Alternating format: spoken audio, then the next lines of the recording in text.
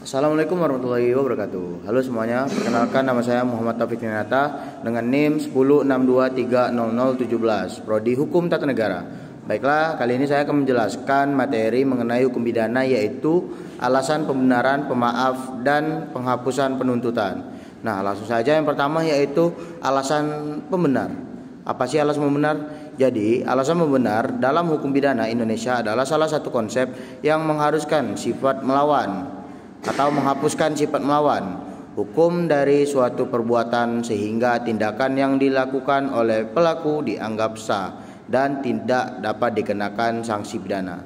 Alasan pembenaran dapat dijumpai di dalam yang pertama yaitu di dalam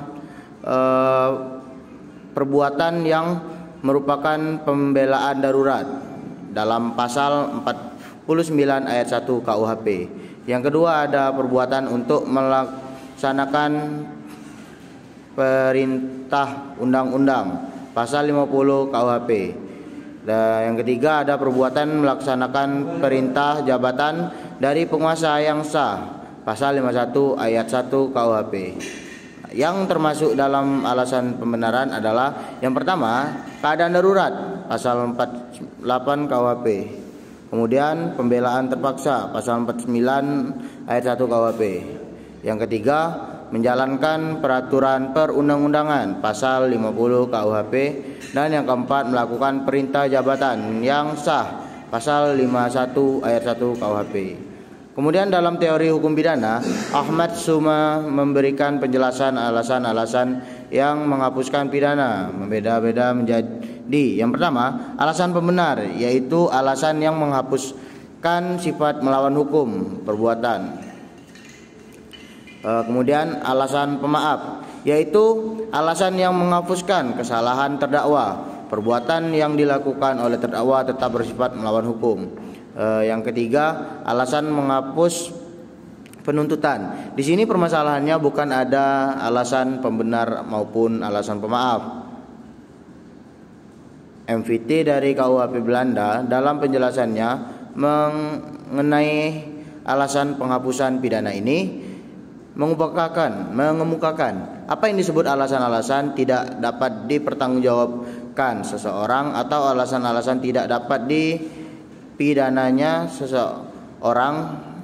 Alasan-alasan tersebut masuk dalam alasan penghapusan dan alasan pembenar antara lain. Yang pertama, alasan tidak dapat dipertanggungjawabkan seseorang yang terletak tak pada diri orang itu, inwedic.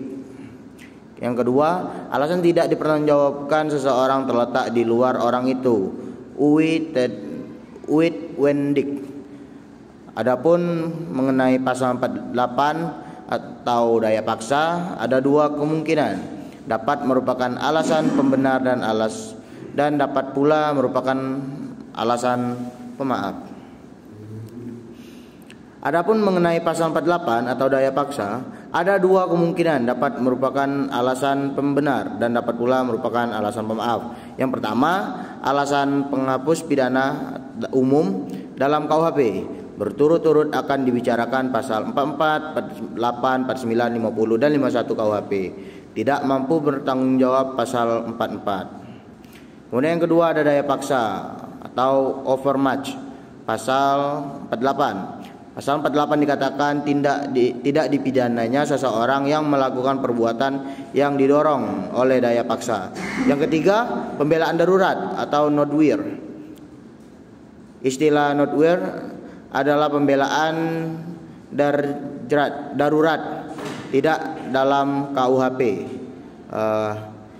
J.E. Jonkers menerangkan dalam buku Pedoman Hukum Pidana Hindia Belanda untuk memajukan alasan perlawanan terpaksa diperlakukan tiga keadaan sebagai berikut. Yang pertama, peristiwa yang dilakukan harus terpaksa.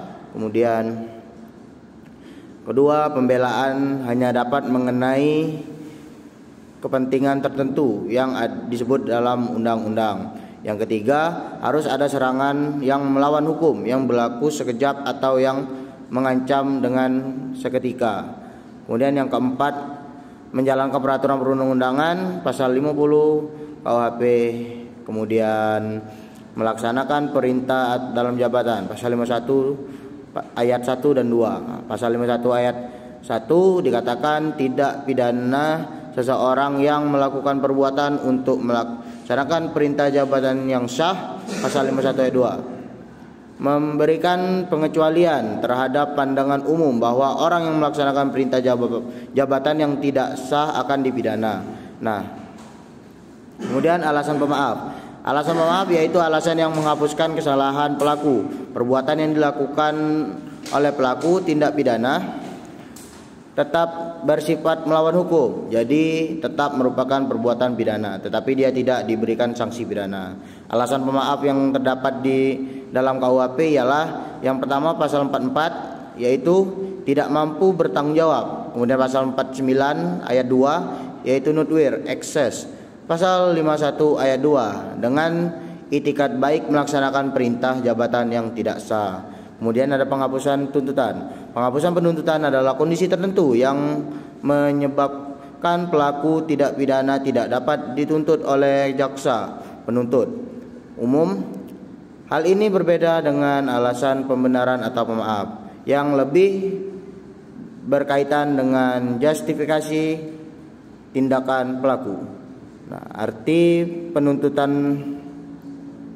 menurut pasal 1 ayat 7 KUHP yaitu penuntutan adalah tindakan penuntut umum untuk melimpahkan perkara pidana ke pengadilan negeri yang berwenang dalam hal ini dan menurut cara yang diatur dalam undang-undang ini dengan permintaan supaya diperiksa dan diputus oleh hakim dan disidang di pengadilan.